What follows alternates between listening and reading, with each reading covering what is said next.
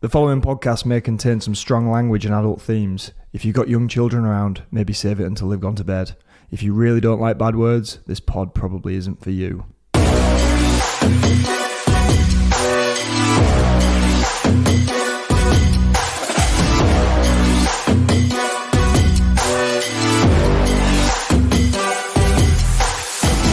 Welcome to the Making Up the Numbers podcast.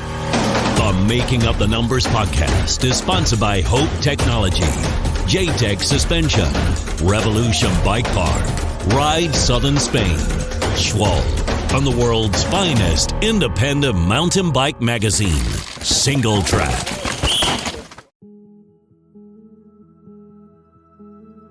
Previously on the Making Up the Numbers podcast. It was crazy because I just got a hospital.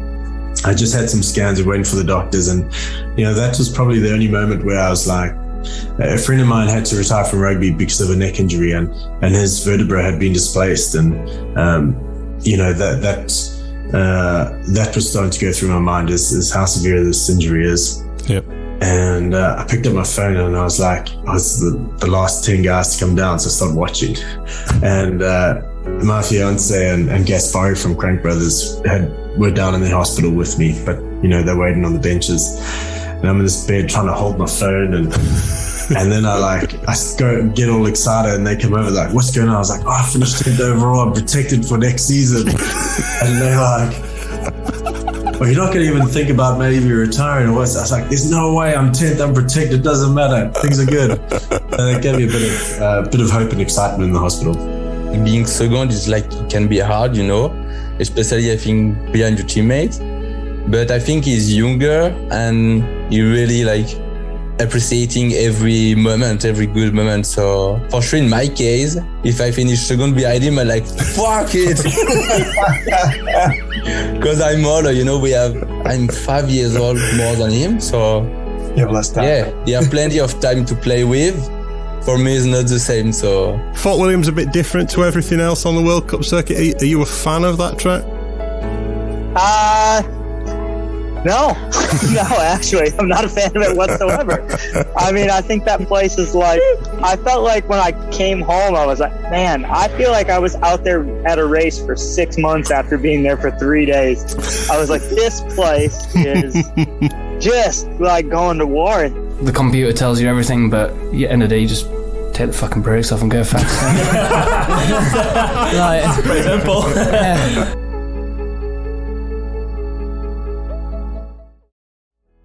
Hello and welcome to episode 9 of season 4 of the podcast. Episode 8 with Greg Minnaar and Jordan Williams amassed over 25,000 downloads and streams in its first week and is now our most popular episode ever. So a big thank you to everyone for tuning in, and hello to any new listeners out there. We hope you all enjoyed that episode. You enjoy this one and any future ones. So what have we got for you in this episode? Well, in May 2020, we did our first show with Vali Hoell and Thibaut Daprela, two young guns who dominated their junior categories and were about to embark on their first elite seasons. Then, in September 2021, we did a follow-up show. Thibaut had just crashed out in Snowshoe, ending his chances of a first elite overall. But Vali won both Snowshoe races to take her title. In this episode, we'll be catching up with them both about their 2022 seasons. But first, Emilie Siegenthaler. It could have been the GOAT talking about 2022, or maybe it was Jordan Williams' first podcast, which made the last episode so popular, or maybe it was your jet-lagged team rumours. What have you got for us this time? I don't think it was jet-lagged team rumours. You mean they weren't true? We don't know yet. No, well... I don't even remember what I said. I said something. Was it Andy Kolb on She said all kinds of stuff about Cam. She's going to be furious. I lost my memory since last episode. And I also lost my memory of the actual episode because I wasn't there because I forgot. Remember? Yeah. So, actually, we maybe going to talk about that a bit later, but I heard something about the Nuke-proof team. Yeah, okay. So, obviously... Louise Ferguson was a Nuke-proof already. Yeah. So I heard they're going to take her on. Oh, like full time? Yeah. And they might take another girl on as well. Oh, wow. That'd be cool. Another team with multiple female riders. That'd be great. So that's what I've heard, and I have no confirmation of this, but I think maybe Vera Widman will leave Saracen with Harry. Yeah. And that is happening. Right. Yeah. That's a new one. I didn't know that. So that's big changes. For you. Yeah, always big delivering, changes. George. You are delivering there. Jack, have you got any? Did we talk about that Nukeproof one last time? Because I knew about that. I think we talked about it. And did. I think we did only after we'd finished recording. Okay. Yeah, I could have thrown that one in last time. I forgot about that one. I'm shit for gossip. I'm too busy. I love gossip, don't get me wrong, but I'm shit for like pioneering it because my brain's elsewhere. But yeah, you're right. It's exciting thinking about who could be going where. So I was going through looking at the final standings for 2022, and I picked out a few riders who might be on the radar of pro teams. So in the women's, Mathilde Bernard, she was making a real impact until she got injured. I think she was on like a Scott team, but not the factory one. What do you know about her, Emmy? I think she comes from BMX. Is that right? Yeah. She's coming from BMX. So the first time I've seen her is when I was still on Scott, so ages ago. Right. She was a little kid back then. She was like, I don't know, maybe 7, 8 year old. Yeah. Just like manualing the whole straight at like some guy's pump track. And I was like, who is that? She was like amazing skills. And I was never seen a girl manual that well. And she was like 8 or 9. And so she went after BMX, she like switched to mountain biking. Yeah. And obviously she's still very young. She's kind of like me, like a really tiny rider. So it's like on some tracks it works better than others. And she has her first injury as well. And I think she's still looking for a team. Right. Okay. She asked me about some contacts and stuff, and hopefully she can find something. I think Scott wouldn't take her on because they have Marine and the age difference is not very big. So I wouldn't count on that, but maybe, I don't know, someone else. We'll see. She's a very young and talented rider, so it would be good if she finds something. Yeah, definitely. Louise Ferguson, you've already mentioned. She got 14th in the overall. I think she did 4 races, I think, but the first one didn't qualify, just kind of finding her feet. But so 14th off 3 races is a really good result. And then there was Anna Newkirk, who, if I remember rightly, was Vali's biggest competitor in junior. There was Anna, Millie, and Vali. 10th in the overall. She has her own structure with like the team. She has it with Abby. Yeah. And I think they have a low budget from Suntour, so I think it's working well for now. They have the new Swiss brand from IXS, Bix, who like is developing a new downhill bike. So it's pretty. I think it's pretty challenging for them to develop that bike with 2 girls. I think it's a pretty cool project. So yeah, I could see them going on with that. Excellent. So Jack, you're a few weeks into fatherhood now. How's it going? Are you still getting enough sleep? Yeah, man, it's going really well. I did just nod off there, but I'm back with it. No, I'm kidding. Yeah, it's going great. Everything's still going really well, so we're still really enjoying it. So he's almost on the bike. I reckon next time you asked me that would have been out for our first ride.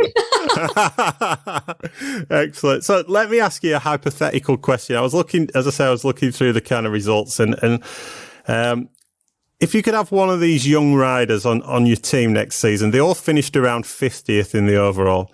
As a team manager, which one would you take? So there's Henry Kerr, Paul Busquets, Kaya Hearn, Gaëtan Vige, and Simon Chapelet. Which one of them would you have and why? Well, I've got to be careful how I answer this because I'm good friends with 4 of them. I don't know Simon. I'm sure he's a nice lad. I've known Henry forever because obviously he's from the UK. Yeah. I'll level with you. I actually spoke with Pau a few weeks ago and asked him if he would be interested in riding for the team. So I guess that answers the question. He's a first-year elite. He's had some really good results. He's shown top 10 pace. He's definitely going places. But with that, Kai, top 10 Mont-Saint-Anne, Henry Kerr almost on the podium at Val d'Isole. Yeah. So for me, it would be out of those 3. Gaëtan and Simon are really talented as well, but I would be choosing from those 3. The interesting thing about Simon is he did very little as a junior. As a junior, he was on United Ride,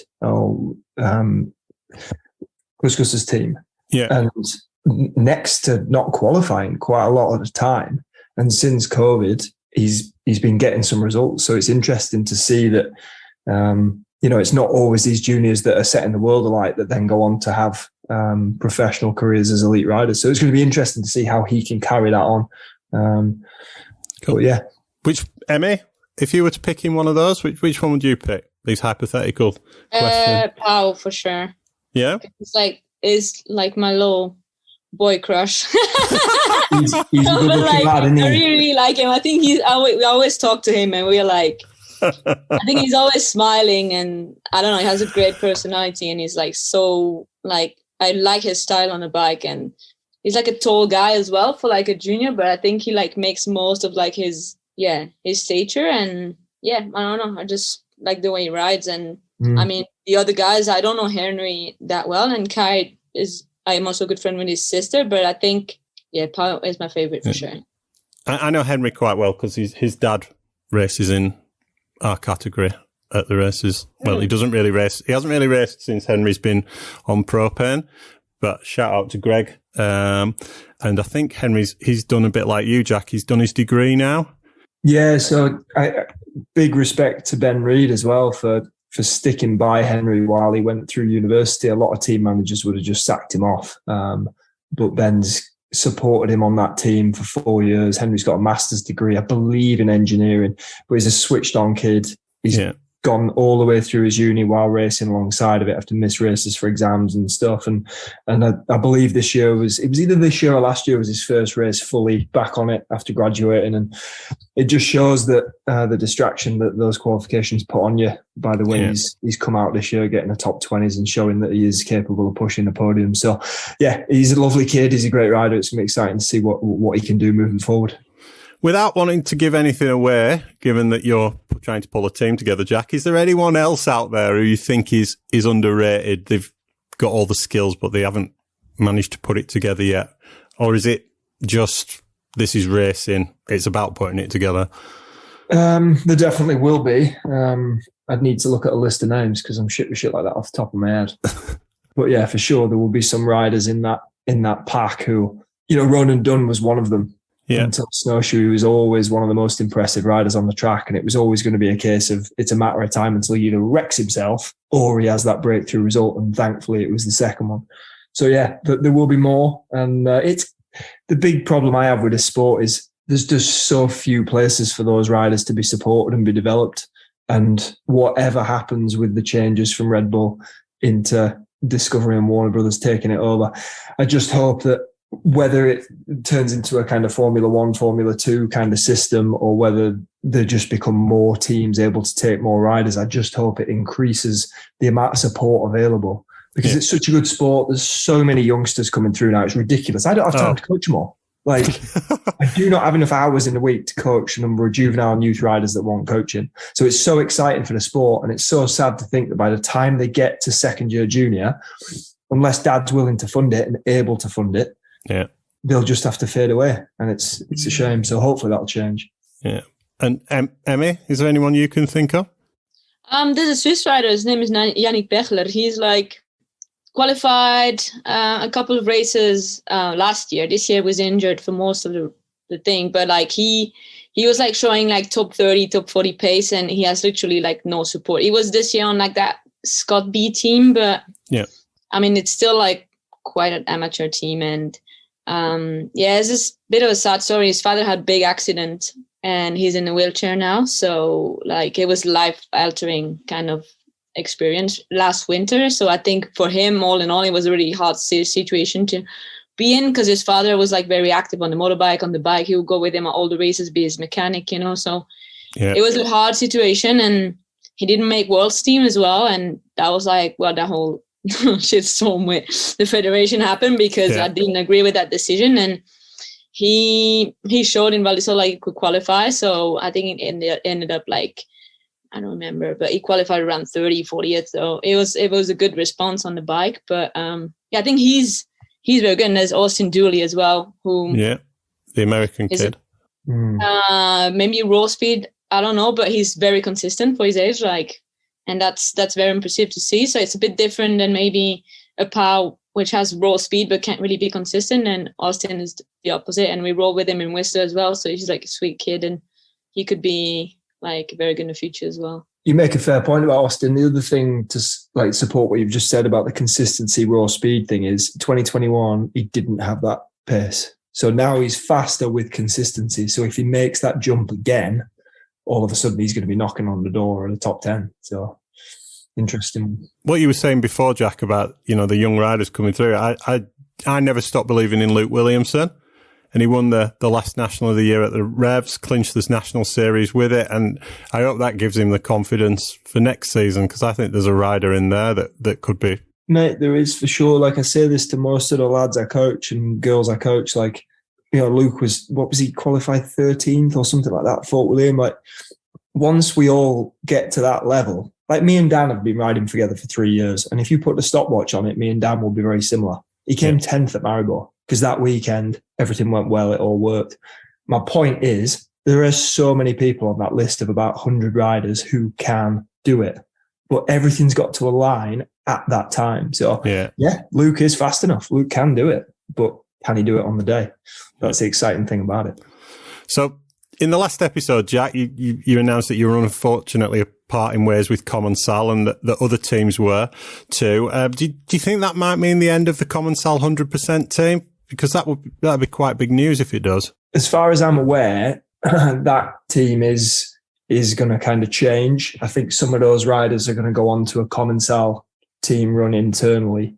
Right. And whether the team run by Piche then becomes a team with different sponsors, I think that's what's happening, but that's about as much as I know. I don't really know who's going where or who's involved with what. But yeah, as far as I'm aware, that team won't look the way it does next year. So from Cam, I have some info about that, because obviously Commencal talks a lot, and she's like good friend with the Inigas brothers. So I think Emilie was searching for a team because she didn't know if Piche could go on with another team, but Commencal is definitely not with Piche anymore. Yeah. And so I think it was Millie, and who else is on that team? Suarez is leaving, I think. Yeah, so Angel Suarez, Millie, and Hugo Frixtalon, and then Thomas Stack and Greg Williamson. Okay, so Frixtalon is going with someone else of Commencal to do the team. I think it's Matteo Inigas maybe. And I think Tom as well, I think. Maybe all three of them are like stylish team and stuff. So Millie is trying to like see if Piche is still be able to put a structure together with another brand. And I know Greg's mechanic, and from what I'd heard, Greg's been talking to a large number of people about his options. And last time I spoke with him, no decision had been made. So I know what Greg's like. I'm sure we'll find something, but who knows what. 100%. I was also wondering about Charlie Harrison. It's been a rough few years for him with injuries. He was 8th at Snowshoe last year, but then broke his finger at Fort William this year and hasn't kind of shared anything on Instagram since then. I think when Loris joined Trek in 2021, if I remember correctly, Reese's spot on the team was under threat because they had 4 riders, which is quite unusual. An American brand, how important is it to them to have an American rider? A pivot American, I mean. Yes. So you can answer that question better than we can. Well, you can guess. I think for Trek, there's very important to have an American rider, and in my opinion, it's as a mountain biker, it is easier, or it's like an advantage to be an American rider on the market, because most brands are like, the American market is very big. Yeah. So that's why we had Elliott for years. But for us, it's a bit different because Pivot gives almost all the liberty to Bernard. So Bernard decides who he wants to be on the team. And if someone's American, it would be better. But with the dynamic that we have with the Kiwis on the team and the UK part, sometimes, you don't need it as much because Eddie is like very marketable. So they found someone English speaking that can do the job. But I don't know about Charlie either. I've heard rumors he's going to stop racing. I don't know. So I remember when we had, I think it was when we had Reese, and this was before you even joined the podcast, Jack. It was the end of season 1. I'm sure he said that like Charlie's family are firemen or something like that, and Charlie's going to go and be a fireman. But he's extremely religious, isn't he? And I remember reading posts along the way whenever things have kind of gone wrong, injuries or whatever, where he's kind of been a bit nonchalant, just like, whatever. Remember Gwynny back in the day? Yeah. He always used to say, well, I don't really God's care. Plan, I've got God and my family and I'm all good. And I get a feeling Charlie's a little bit like that. And he's, as you've said, he's had a few rough years. He might just be looking at it and going, fuck this, I won't do this anymore. Because shit, I know how that feels. Yeah. Halfway through last year when my shoulder feels like it's going to fall off my body. You're like, why am I even doing this anymore? But I do fucking love it so much. So I'm going to keep going if I can. But he might just have enough. So have either of you heard anything further from ESO in the last couple of weeks? Not a thing. No? Not a Scooby, George. Nobody's got a fucking clue. So really, we've got to trust the system, haven't we? They're a massive company, so. Really random team rumour. Really, really random. Win Masters to replace Rob Warner. Where did you hear that? I can't remember. You had too many beers near it. No, I don't know where I heard it from, but it makes sense. I mean, think about what a Muppet Rob was back in the Freecaster days. A good one, obviously, but with the training he then had, he's become the Red Bull Rob Warner. So Wynn's pretty media trained already. So he's got the charisma as well, hasn't he? You can't have 100%. One of the GMBN guys doing it. It's just like he's got the race knowledge as well. He's very interested. Yeah. In women's racing, in junior racing, junior women's racing, like he basically like is interested by everything that has to do with our sports. So I think he'd do a good job. Yeah. You have a word with Eddie for the next episode? I could. I don't know how much they talk to each other. Just a lot of nonsense. So too busy skiing. And developing houses from what it was. If you can call that skiing, because it's more like doing backflips on skis and crashing. He's a shit skier, isn't it? It's funny though. But he just started, but they're like these guys are insane. They just like barely know how to do a chord, like park, but they just do like double backflip. Just fearless at everything he does, isn't he? Fearless. Absolute legend. So the big news over here in the UK since the last episode dropped was the guys at Revolution announcing the closure of the park in January due to disease affecting the Japanese larch trees that make up 2/3 of the forest. Yeah, it's a heartbreaking video to watch. I was on the first uplift the guys ever did in 2011, and I've been friends with them ever since, and they've supported me and the podcast from the start. And I just wanted to say a big thank you to James, Sasha, Finn, Tim, Joe and Linda for that. I was going to do a special episode of the pod with them all last year, go and record it in Clondinock to celebrate 10 years of the park.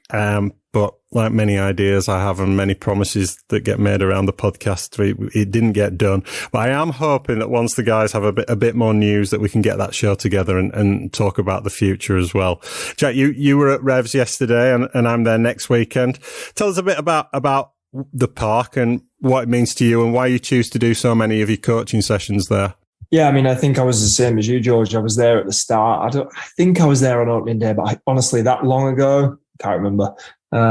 Just been going there all the time. And I was thinking about this the other day because when I'm there now, I'm usually there working. And I was standing in the forest the other day. I'd got some videos that the kids come through, and I was standing next to one of my free lap things and just looked around the woods, and I was like, shit, this isn't going to be here in like 2 months' time. And it proper like got hold of me because winters doing laps down Farside has genuinely helped me have the career I have had. Because like in the UK, we don't have that many places to do good training on a downhill mountain bike.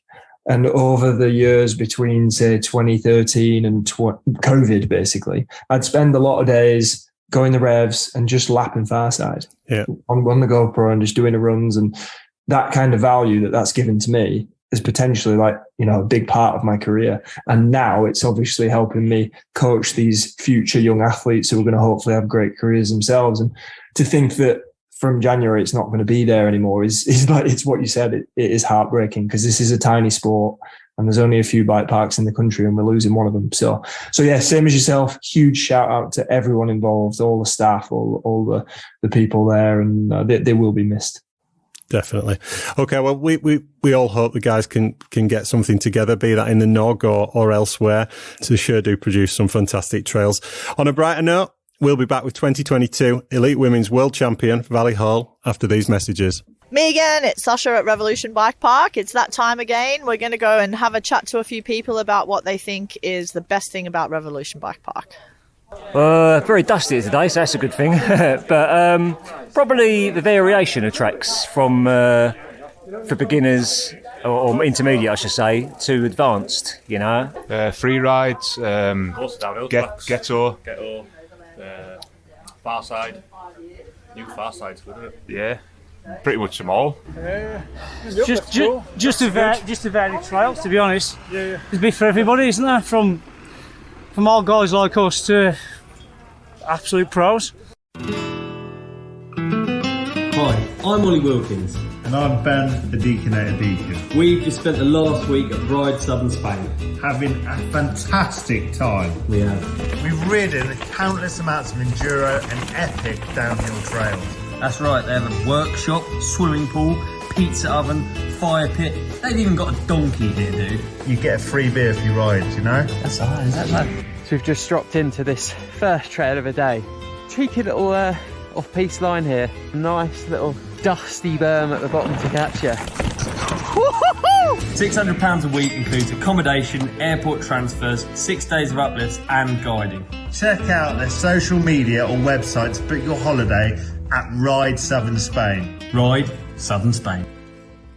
Valentina Hoell, welcome back to the pod. How's it going? Thanks, all good. Excellent. Straight out of CrossFit, straight onto the pod. Was it a tough session? I think so. We do lots of Metcon right now, so I'm not used to heavy breathing. What's Metcon? Well, it's just like a bit more endurance-based stuff, so it's good for me though, so it's fine. Okay. Does anyone like doing CrossFit? Is this a Cecile Ravenel initiative, or is it something? It's not something you've chosen to do? No, I think my mechanic influenced me a bit more on that. So. Yeah, I was surprised. Cecile would never do CrossFit herself. She never really used to go to the gym at all. No, but she changed a lot. Like now they even go for fun to the gym. And good. I was going to say, she looks like that through just riding. Oh, that would be amazing. So you've also been doing some dirt jumps with BMX champion Laura Smulders. Was this just for fun, or is that part of a bigger plan? Who knows?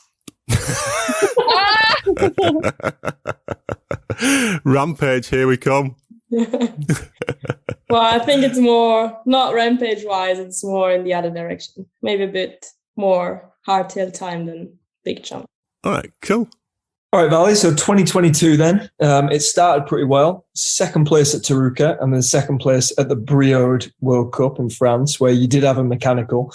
And then you arrived in Lords with the number one plate. As you're going along this elite journey, you're certainly ticking things off already. Were you happy with where you were coming into the 2022 season? Yeah, I mean, it was a super early start. Portugal was in February. First World Cup in March. Like, not a lot of, well, I guess I had way more bike time than I used to have before. So there was like no excuse to not do well.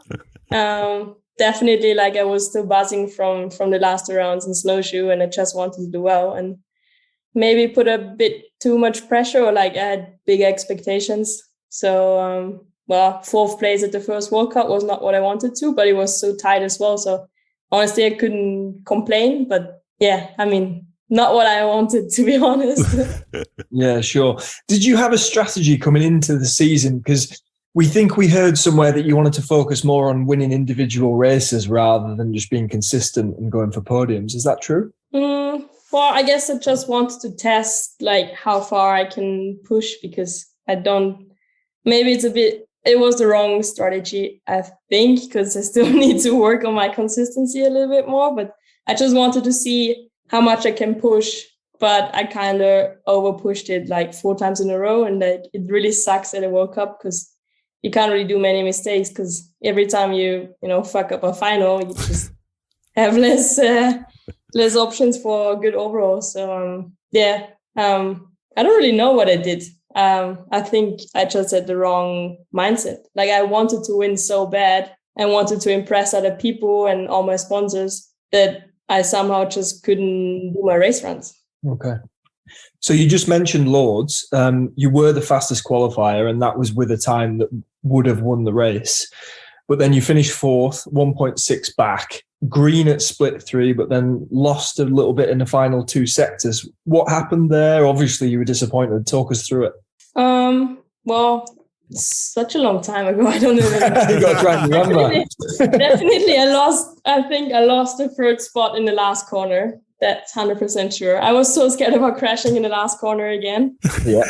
So I slammed my brakes super hard, and I don't know.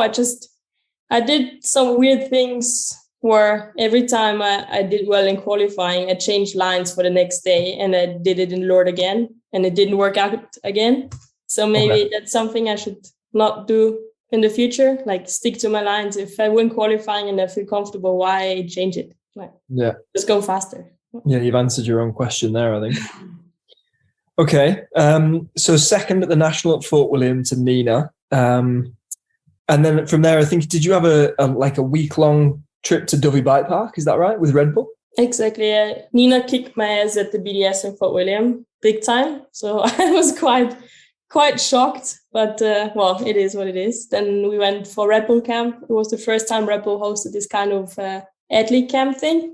Uh-huh. It was quite funny because all the juniors were invited, like Phoebe and Gracie, and Rachel was there. So the goal was to do timed runs, but it was just the weekend before the World Cup in Fort William. So I was not really keen to push and save my energy because Fort William is so physical that I did not really want to push. And also I didn't really want to get my ass kicked by Rachel just the week before. So it was good for my I guess, self-confidence to not show my time and just enjoy riding and have fun and do some whips and Yeah, sure.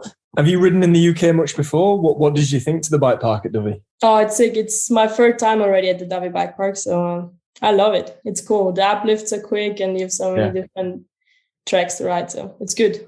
I'm going tomorrow. I've only been once before, surprisingly, given we're not that far away. I've only been once as well. Yeah, the last time, one of the lads I was riding with broke his collarbone on the third run, so I've done 2 runs down it. So I'm most excited for it. I'll tell you what, it's been that long since I've been there. It was pre-COVID. Yeah, same. Wow. Yeah, same. Wow, so they have so many new tracks. Like, it's insane. Yeah, I do need to know. I'm just always working. I just never have time. And now you have a kid, so even worse. that has given me more time. I don't have boots. Oh, good. Like today, I was just like, fuck it, I'll go ride. Like, Sarah's got this shit locked down, so I'm just it's been great. I'm gonna have more. So for William, I'm a little bit confused here. I can't remember if it was the National or the World Cup. I think I saw you at both, but at one of them, I saw you on Thursday and Friday. I think if it was the World Cup, and we chatted briefly, and you didn't seem very happy at all. Was that the World Cup or was that the National? Probably both. I knew it was coming. You seeded second at the World Cup and then crashed out in your race run, but still got 5th. Tough weekend? Yeah, I don't know. I just crashed again. But it was my first crash. I didn't really think about it much. It was just like, okay, I crashed. It's fine. Still on the podium. I was not far back on the top 3, so that was actually sick. It's also good to know that, like, even if I crash, just carry on because you can still do a decent result. And when I crashed in Fort William, because it was quite far at the top, I was like so pissed for like a minute long and thought about stopping. And if I would have carried on, it would have been a better result. But I guess that's what you learn. I went back and watched it before this afternoon. And you crashed just after you'd gone under the gondola, wasn't it? You do that right as you go under the gondola, and it was the next left that you went down in. But you had a couple of moments just before that. It was like it carried on, and then you went down. But you were pushing, weren't you? Yeah, I tried to have the fastest Mercedes-Benz split, whatever it is. So I was going so fast because I knew Nina would be so fast on this track. So like, I gave it all, and it felt sick. Like, it was, I don't remember like riding that fast. So it was good until I crashed. So. Yeah, right. When I think I went and looked at the splits, and I think you and her were pretty much neck and neck. until you went down.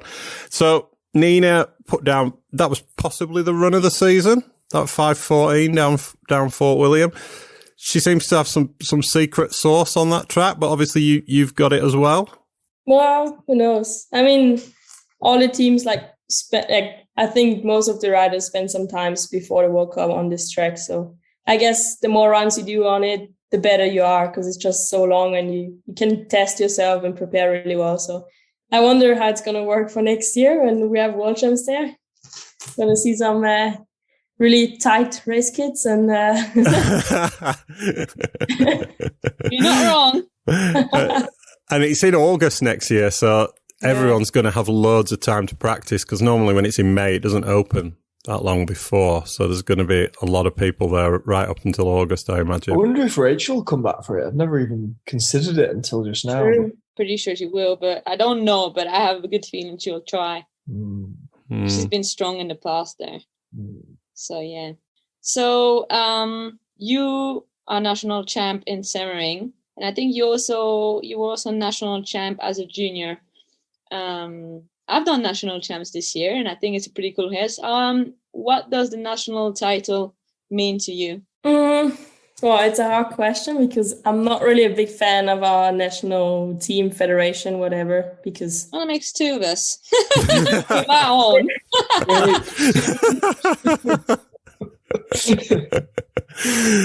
So on one hand, I actually don't really care. It's more like, I don't know, sometimes it's even an issue because then you need a jersey. Then you don't have the jersey in time. You get a fine by the UCI like I did last year.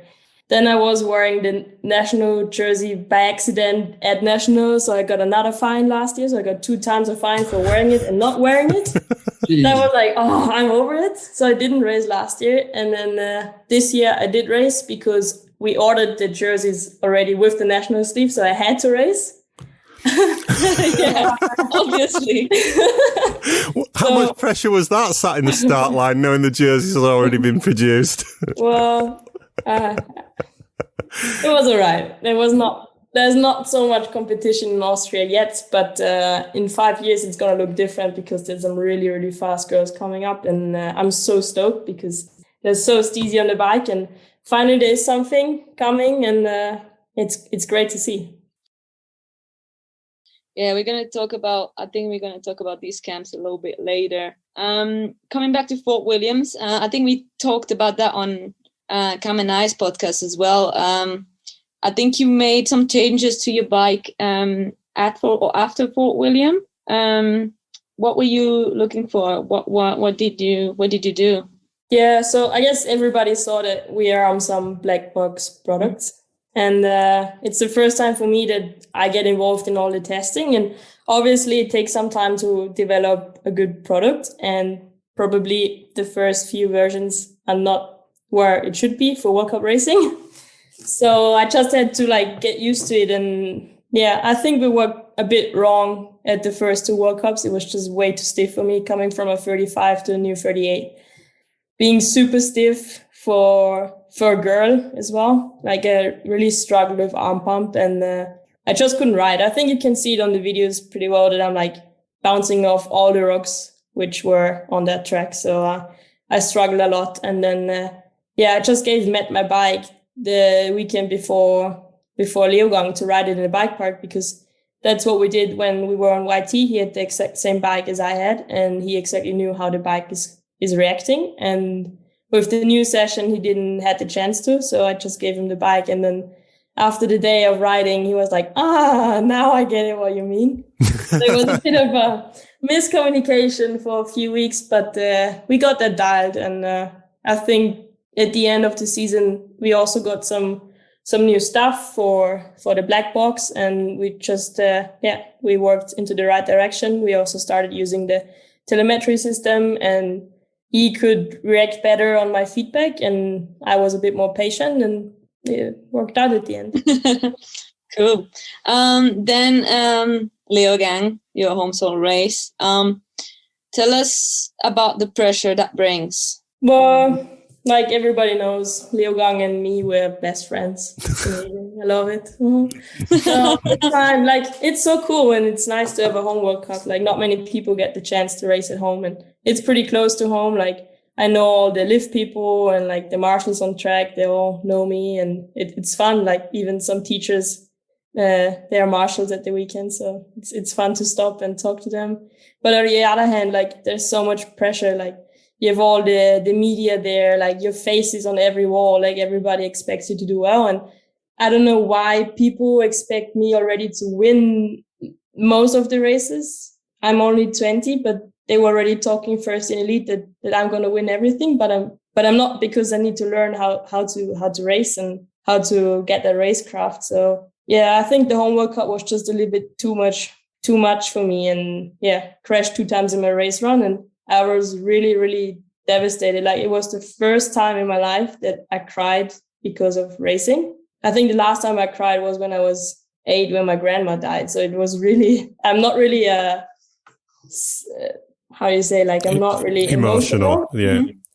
And I just broke down, and it didn't help that my mom was coming into the finish, and I just couldn't stop crying. It was insane. Like, I was so sad. And then I think the week after there was Crankworks Innsbruck, and I was like so down that I didn't even want to race Crankworks. Like, I wanted to go home and stay in bed and I don't know, just be alone. But yeah, I guess that's something you learn. But it's also cool that sport can be so important for you. And but you can also have super nice moments which, you know, make you forget the sad moments. It's okay. Of course, as the more you commit, the more you have reward, but also the more you can be hurt if it doesn't work out, for sure. So you mentioned Innsbruck, Crankworks. You won that race. I think Tracy was racing. Did she win qualifying? Yeah, I got my ass kicked by 4 seconds in qualifying. Vali didn't win quali, she's going to win the race. And then you went to do some EWS. Val Fasa, you got 10th there. I know the answer to this question, but I'm asking anyway. So how was the first EWS experience? And also, are we going to see you do more of this next season? Oh, it's sick. I think training with Cécile Ravenel, you can't not do an EWS. Like, you will always end up pedaling somewhere. So it was sick. Like, it was also really good for me to like turn, you know, put my attention to something else and like experience something else. And yeah, face a new challenge, because before I never did an enduro race. I did one in Israel, but it was only like, what was it, like 500 meters climbing. So it was not big. And it's intense. Like, wow. I definitely did not pedal. Every time there was like uphill in the stages, I just put my seat post up. And then later I talked to the girls and they were like, no, we were sprinting. I'm like, oh, it's your first gear, and like seat post up, and was enjoying my day. But it's sick. Like, I'm keen to do more. I'm actually planning to do the ones in March this year in Tasmania. And I think if I prepare for it properly and focus on it, I think it can be quite fun. Yeah, I think when I looked at the times, and I think you lost like a minute or something on the last stage. And if you hadn't I've never done like the longest lap I did is Fort William, which is like 5 minutes, 20 maybe. And this one was like 15 minutes. Like, I had no idea how to pace myself. Like, you can go for a coffee if you want to. I don't know. It's like insane long. But if you hadn't lost that, I think you'd have been 5th or 6th, something like that, which would have... Honestly, I didn't even check. But... Yeah. When I looked, I think if you... Something like that. It might have been if you'd have done the same as the fastest person on that stage, you would have come 5th or something like that. I didn't go into huge detail on it, but yeah. So, Lenzerheide, big crash in quali, but you finished P6 in quali, then you finished P5 in the race, but you were 11 seconds back on Miriam. Tell us about Lenzerheide. Well, like, the track was sick. I loved it, but I had the biggest crash in my season in qualifying. Oh my God. I don't know what happened there. It was insane. I was like so sore, and then crashed again in my race run. And that was the point where I was like, what the heck is going on? Like, honestly, I have no idea. Like, I was questioning myself so much. Like, I was beating up myself so much, because why is it happening? Like, what I am doing wrong? And I did not know the answer. And I was so I was so pissed and over it that I just had no more expectations coming into Andorra, like nothing. I was just cruising in Andorra and like I didn't give a shit about any results anymore because it's going to be shit anyway. So, but it wasn't. So no, I mean, you've done 4 races. Like you say, you're third in the overall, but you've been 4th, 5th, 6th and 5th. Did you lose heart at all? Well, it sounds like from what you're saying, you did lose heart. And what effect did that have? Did it free you up or did it? Definitely, because before the season, I always write down a plan, like what my expectations are. And first race should be top 5, which I was. And the next one should be top 3. And I was like even out of the top 5. And it was just not going my plan. And I never really had that happening. Like, okay, last season was kind of the same. I struggled, but it was my first proper elite season because the first year I was injured. So it was like a learning process. I thought second year, easy. Now I know how to do it. No, I don't know how to do it. And I was just so over it. I don't know if you would talk to my parents or to Cecile, they would, I don't know. I was just so down. Like I was so tired of it, of wanting to do well and wanting to show everyone. I think the biggest problem for me was that I wanted to show everyone that I earned this spot in the World Cup. Like I earned my Red Bull helmet. I earned to be here, that I didn't really care about what I really want to do. And I just want to ride my bike fast. And I guess in Andorra, that's just what I did because I had no expectations and I was so tired of what other people could think that suddenly I was just, riding free. Nice. So as you just said, Andorra, everything did change for you. Just to recap that, 4th in qualifying, and then you went 7 seconds faster in your race run, getting your first win of the season. How did that feel when you crossed the line and you got that win? I didn't really, when I crossed the line, I was just so stoked to not crash. Okay. It was the first run after 4 runs without crashing, which felt amazing, but I didn't really thought about like the result. And then, obviously Miriam crashed out. She was fast at the last split before she crashed. But that's how it is. That's how racing goes. And I was stoked to win because it felt so great. And the cooler part actually before was that our junior Tegan, he got 3rd. So he got the first time on a podium, and just how happy he was like really influenced me. And I really wanted to have the same and feel the same happiness like he did. And I think just the good momentum that I brought up to the start gate like helped me to ride smooth and fast, I guess. Nice. Did you like the new track in Andorra? Actually, not really. It's like scary because you need to go so fast and it's so loose and there's nothing really technical. It's like I prefer the all-one way more, but we will see what they do for World Champs there. But I don't know. I would prefer a bit more tech, to be honest. Yeah, okay. So Snowshoe, I think you described your performance as slow as fuck. Is that correct? Oh man, it was so wild. But I didn't crash, so that was actually sick. Yeah, for sure. You were 11 back on Cami and seeding and 16 back in your race run. But I mean, they were insanely difficult conditions. Greg last week said it's the greasiest conditions he's ever known.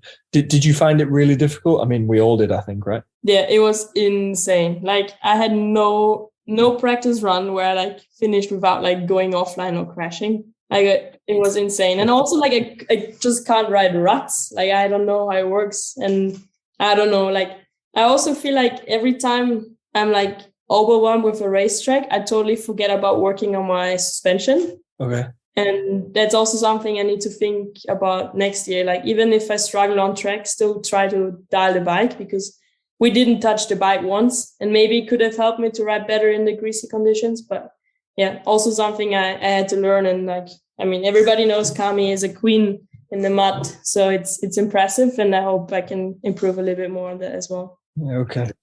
So then we moved on to Mont Saint Anne, and obviously Cami had broken her collarbone. Miriam crashed in qualifying and you won that by nearly 14 seconds. That must have given you a nice confidence boost after the week before. Oh, I was sick. Like, I just love the track in Mountain, and it's so cool. When we had track walk, I was a bit scared when they added the extra section because I thought, oh my God, the race run is going to be 6 minutes long.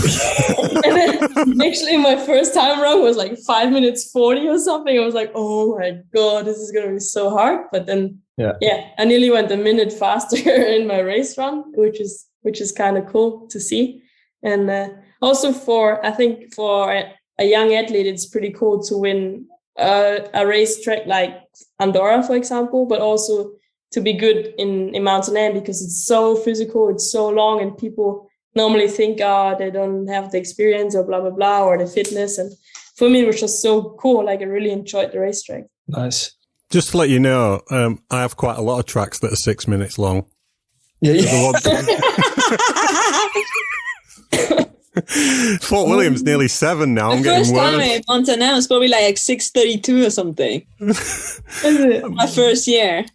I crashed 3 times. I couldn't hold on. Honestly, I think about the girls or whoever like is racing because it's like so hard, so physical to hold on your handlebar for like 6 minutes. It's insane. I think they deserve also a prize for surviving.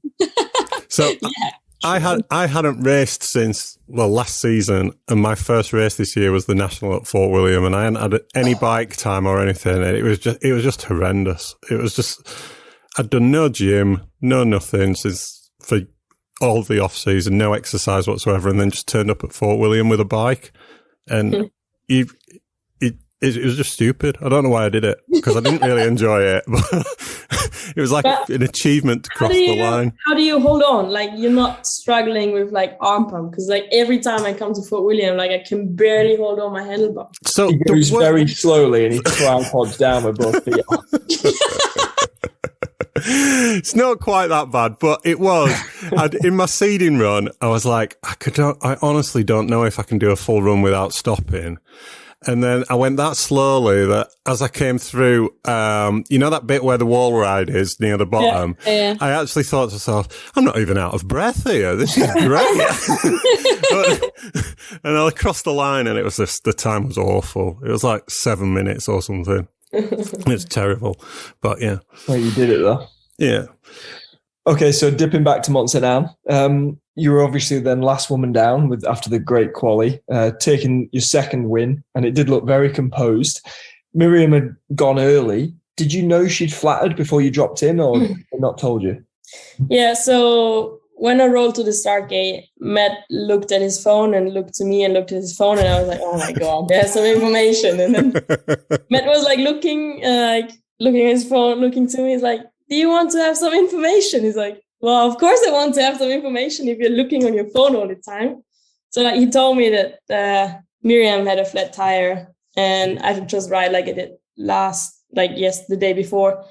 And I didn't know that Nina was going so fast. I was like riding like super smooth. I had so much fun. But then I was like thinking, oh, maybe I go too slow. Maybe I need to go faster. Maybe I need to go.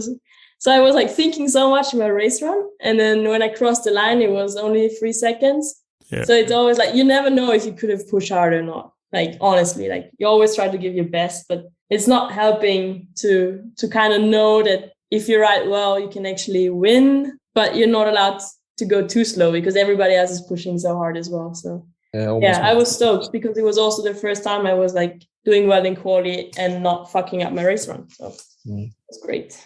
Nice. Yeah, Cami always said that it's the best feeling when you qualify first and then you win the race as well. Because then when you cross the line, you know you've won now. So it must be pretty special.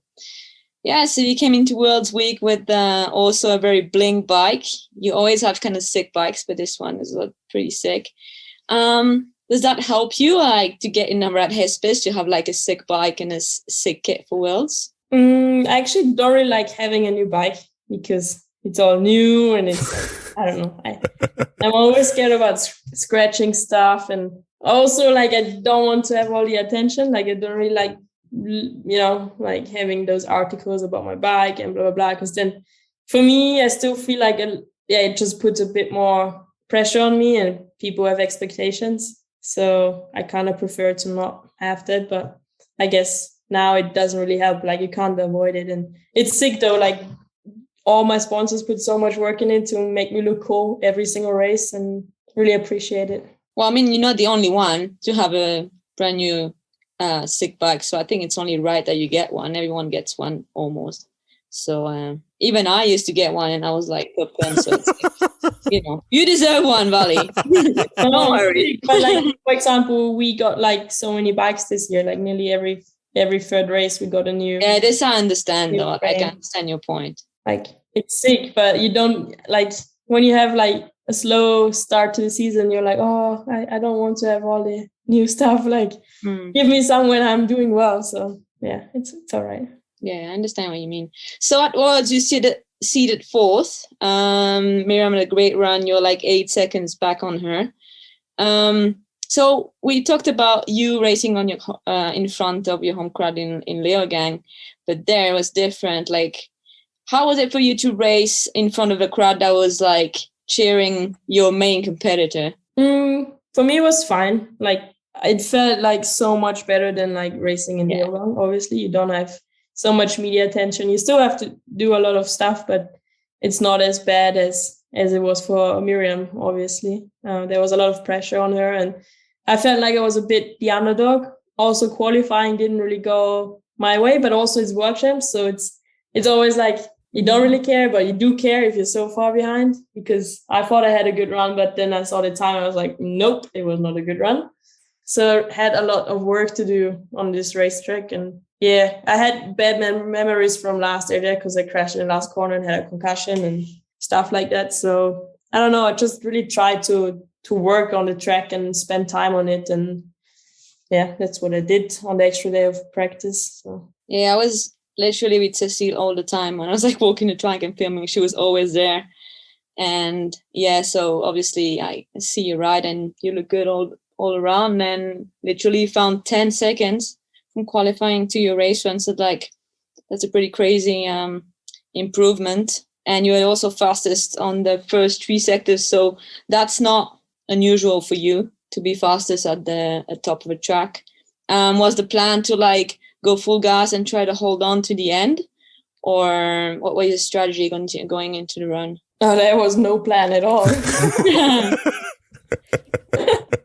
Like I said, so funny. I always used to have a plan. Like, it's crazy. Like, people just go, oh, I'm just gonna race my run. I guess yours only 20, so that's okay. Yeah, I don't know. Like, every time I had a plan, I fucked it up anyway. So I was like, it's just Worlds. Like, there's another chance next year. Whatever. I don't really care. Blah blah blah. I don't know. Then I went to the start gate and it was kind of chilled, and then I was hoping for a medal, but in my head, it was more like a third place medal kind of stuff. Mm-hmm. And when I was in the gate, 10 seconds before, Matt says nothing. And he was like, get them. That's what he said. Mm-hmm. And then suddenly my brain switched and I was like so into like, fuck yeah, let's go. I don't care if I crash, like, woo. And then I was going so fast. There's like one section where you have like a compression and you go steep down and like you hit a berm, and like I felt so sick riding that one. Oh, it was so cool. And I was actually like 4 seconds up, and then I lost like nearly all the 4 seconds at the last split because I hated those bike park. It was like a steep bit with like bike park turns. I lost like quite a lot there. And then like I always did the jumps fine in practice, like always perfect. And in my race one, like I cased them all. So it was a bit You weren't were the only still the one. best looking on those ones, to be honest, from everybody else. Like, yeah, but I cased it. Like I even ripped my pants. So it was. Yeah, but you still like by miles like the best looking girls on the bottom jumps for sure. Oh, thank you. So yeah, crossed the finish, didn't crash in the last turn. Great. And there was still Kami. Yeah, Kami was still on top, I guess. Yeah. And, yeah. Just closed my eyes, then waited until Kami finished, and suddenly I was world champion.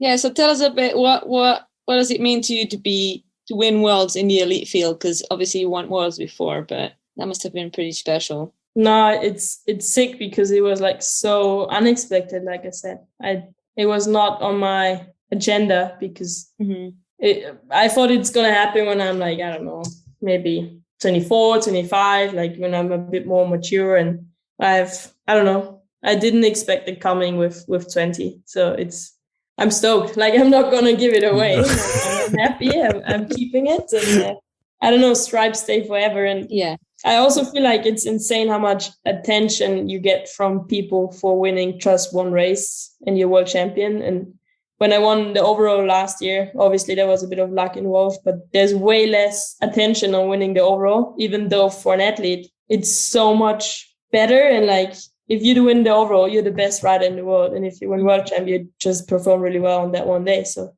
it's kind of a hard mission, but the media loves world champs. So whatever, it's sick. Like, I like it. No, it's true. I noticed that with Cami as well. Like in Switzerland, everyone talked about her when she won Worlds. And this year after the overall, it was way less press and media. So yeah, you're totally right on that. So after World Champs, there was still a race that's also a little bit unexpected to have a World Cup finals after the World Champs. You were second in your overall. Your first race in the stripes. That must have been pretty cool. So you were in the start gate, and I don't know if you knew. I guess maybe you knew that when you take the overall, but if you get second, you won't. And I guess it was so pretty drained after Worlds Week. So tell us a bit about this experience, that moment. Well, maybe I'd tell you first a little story that I think I'm the only world champion who didn't party at the World Champs party because I was puking the whole night. I remember that. You were sick, no? Or something? Yeah. So like 2 hours after the World Champs podium, I just started puking and spent the whole night on the toilet and died. There was like a weird virus going on in Lishi, and a few teams had it before or during the week, and my whole team had it during the week. And I was so scared to get it just on race day. And like, I just got it like 2 hours after the podium. I was like already changed to go to the party. I even went to the party and then I had to rush back because I was so sick. Oh, I remember that. You're like, sorry, I have to go puke. And I was like, what? So yeah, I didn't celebrate my World Champs party, which was really, really sad. And yeah, I was just so tired coming into Vali Hoell. Like, there was so much going on, like so much media attention. I had to do so many interviews on the way to Vali Hoell, and I had no time to kind of process what just happened because we packed together the next day. I was like still super tired, in fact, the day after, and then we already had to go to Vali Hoell, and I had to do so many phone calls and interviews, and it's sick because I really enjoy this kind of stuff, but also, to be honest, like, I didn't care about the last World Cup. Obviously, yes, you want to do well. I knew there was a chance, but I had my stripes. Like, that was so cool. And I always said it anyway, like, Cami deserved the overall 100% even before she crashed because she's riding so well. And yeah, I don't know, Vali Hoell was the gnarliest track I've ever seen and ever had to ride. Like, it was so rough. Like, I've not been scared, but it was not fun to ride at all. Like, it was so fucked. And I don't know, I cruised down in qualies, and then I think Pom Pom had a flat tire, Nina as well. And Cami didn't even start, or she just went through the gate. And then like I had to start last, and it was sick. Like, I could wear my rainbow stripes and stuff, but I was so tired. Like, I think the virus and just mentally, I was so drained that I was just losing time at the end of the track, and I just didn't want to get hurt, and came into, what was my result at the end? I don't even know. Third, I think. Yeah. So I got third. I was third in the overall, and I was just happy to be alive and that the season was over. And then we had a sick party, and the day after I was sick for 2 months now. So great end to the season. So I think you said, tell me if I'm wrong, but Vali Hoell is one of your least favorite tracks. Is that right? Yeah, I think when we... I don't know. Yeah, on here it was. I had a feeling you didn't really enjoy it as much as the others, but... I think, was it the only one in your junior ones where you didn't win or something like that? That's why I don't like it. Yeah. I don't know. That's what I said. But I won it the first year. But no, I actually really like it because I prefer more technical tracks because I feel like I can do better on them than on like fast forward ones. And yeah, I don't know. Maybe because I crashed in World Champs hard and I struggled at the same section a bit. And I don't know. I think you really need to find the groove and turn your brain off a little bit, which I still can't really do yet. Well, I just need to be confident with riding faster on Alia stuff. I guess that's how I should do it. So you've already kind of answered my next question, and I'm quite surprised about it because my next question was going to be, Cammie's been super consistent this season until the crash. She's racing Vali Hoell with a double-plated collarbone. Did any part of you think, fuck, Cam deserves to win this? And I was thinking she's going to say no. I want it. But you were pretty, you did think she should win it, the overall. Well, I even said it before right. She crashed, because just the consistency is insane. And to be honest, I'm a bit jealous with the consistency because I just can't do it. I just keep crashing all the time. And it's so cool because also I think mentally she's so confident and I am definitely not. And I guess that just comes with experience and routine and just to find your mojo, I guess, if you're happy, you're riding really well. And that's something I really admire. Yeah. Because also with it's interesting to see with Pom Pom, she's also quite often on the edge. She's also crashing quite a lot, even though she's the same age as Kami, and Kami just keeps riding her thing, and it's always good and perfect, and it's cool. If you can find the perfect, how do you say, your perfect way to ride, it's amazing. And yeah, I didn't find it yet. Maybe I found it a few times this season, but yeah, consistency would be great.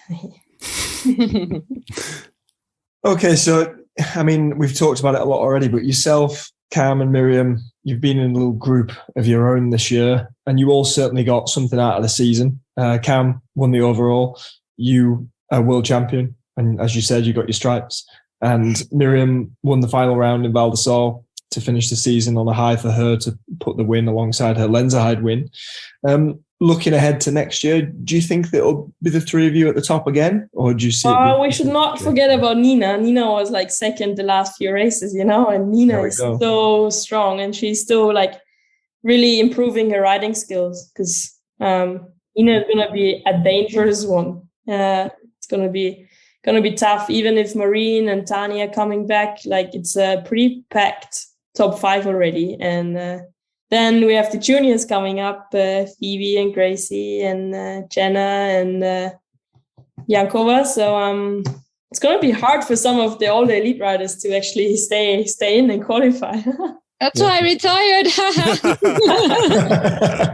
at the right time. And also, I can't wait to see some style in the race runs, because the new generation, they have some good style. It's going to be sick to watch. Do you feel like Nina and Marine are kind of a little bit like yourself in that the pace is there and it's just waiting for that consistency and finding the rhythm, and then all of a sudden they'll start getting success as well? Well, I feel like Nina is consistent. She only crashed the first 2 races, and then she was there all the time. It's scary. They're also good, but they all have that confidence. It's so cool to see, and also what I really like about Nina, that she's so happy for other people to do well as well.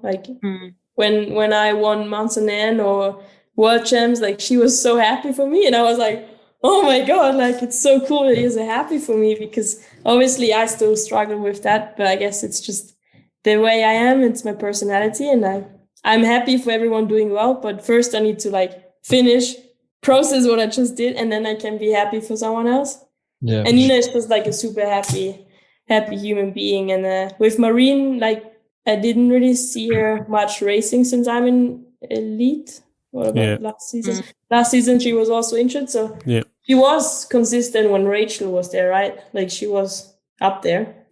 Yeah, she was overall. Yeah, it was starting to build for sure. Yeah, so she's just a rider that crashes a lot, so whether she's getting injured or not, she just crashed and didn't get injured, and after she crashed and get injured all the time. So we'll see how long she takes to mentally get strong after that. And then maybe Rachel coming back for some races. That would be sick. Wow, imagine, it's going to be super sick feel. Wow. It's so surprising, but you're still only 20 years old. If you look at the last 2 seasons, what you've been through and what you've achieved, all the people, well, not all of them, all the people you've mentioned that you're racing now, probably you would put them as part of kind of Rachel's generation. You know, Tawny, Marine, maybe not Nina, but Miriam, and Cammie's the same age as Miriam. Tell us a bit about the talent coming through, because when Rachel was racing and at a peak, people said, we're never going to see this level of domination again. And I think we are. I think you're going to dominate like Rachel did. But tell us, I don't think you quite think like that, do you? So tell us about what you think about the people coming through. I mean, I think you asked me the same questions like 2 years ago, and I think I said the same. Did I? Sorry, I haven't listened back to that. It's fine. Like I don't know. For me, it feels like I never really thought about it because I'm still struggling so much with myself and like having like a proper race weekend that I never thought about like maybe doing like a perfect season like she did. I think it's so hard at the moment because even I think if Rachel had not a great race run, she still won. Where like nowadays, it's like impossible. If you don't get your 100% or like your race run, you're not going to win, I think. Maybe someone else is crashing out and then you're lucky to win, but maybe you're then second because someone else is going to be better. And just, I think the field is so much more stacked and the level is so much higher that it's going to be really, really hard. Like, for sure. So something I want to ask you, Vali, we're hearing a lot that you're having to work quite hard on your own mental feelings at the races and feeling like you've got what it takes to do what you want to do. And you've said that other athletes have this confidence that you don't feel like you have. Do you feel it makes it harder for you to have that with all the pressure that's put on you externally? Because ever since you were a junior, people have talked about how successful you're going to be. And as with George's question he's just asked, suggesting that you'll be super consistent and whatever the next big athlete. Do you feel like it makes it harder for you to just get your head down and do your thing with all this external buzz? Yeah, for sure. First, like I thought I don't really feel it, but now I definitely do because I know how people are talking or writing stuff on the internet, and it's like, yeah. But now, like, I already have all the titles you can have, so it's like I tick them all off. Like, Are you happy now? Like, you know. That's why I think I probably didn't think it until you won Worlds this season, and the reason I think it is because, like, Worlds is such a confidence thing. You look at who wins in the men's, for example, Loic and Greg. I'm sure it's to do with once you've won it, it relieves the pressure. You can sit in the start gate and you don't have that pressure on you. And in your first 2 seasons, you've won the 2 big prizes. For other racers to get there, the juniors to get there, they're not going to do it in the first 2 seasons. They're not going to do it. They're not setting times like Jackson and Jordan are in the men's that would podium in the women's. The ones that are coming through, I'm not saying they're not going to be competitive, but they're not doing what you did. Yeah. And that's why I think you can see it. It's almost like you're just going to get, when you get to your peak, you're just going to get stronger. You might have 2 or 3 world titles or overalls by the time you get there. And you're going to get that confidence that Rachel had of going out and like, it doesn't matter whether I almost win or not because I've got these other wins behind me. And that's why I think you'll dominate. I mean, you're only 20. You're living it every day, but when you kind of step out of it, you can see it building up, and you've done so much. It's really exciting. But you're excited about the future? Sure. Yeah, I feel like I had to talk with Sven, with our photographer, and it was really cool because he's like, see, Vali, now you ticked off all the titles you can get. Now you can just ride like you can. Like, you don't have to think about winning those things. Now it's just like, fucking ride. And I had no energy in Val di Sole to do this, but I think the next few years are going to be exciting. I'm just going to improve more as an athlete. Like, I'm going to get stronger and fitter. And I feel like I found my mojo at the end of the season, and I hope this just continues going on. And like, I can't wait. It's going to be sick. Yeah, the other nice thing for you is you can look back at the last 2 years knowing that you've achieved the World Cup overall and the World Championships, having not ridden and raced how you want to both seasons, and you've still managed to do it. So you can now do exactly what you've just said. You can go on and have the career you want to have, race in the way you want to, knowing that you've already ticked those things off and you can just enjoy it. Pressure can almost like filter away now. Yeah, I hope so. Yeah, that's the way to look at it, because you've already done it. How long have you got left to run with Trek? We have one more season with Trek. Yeah.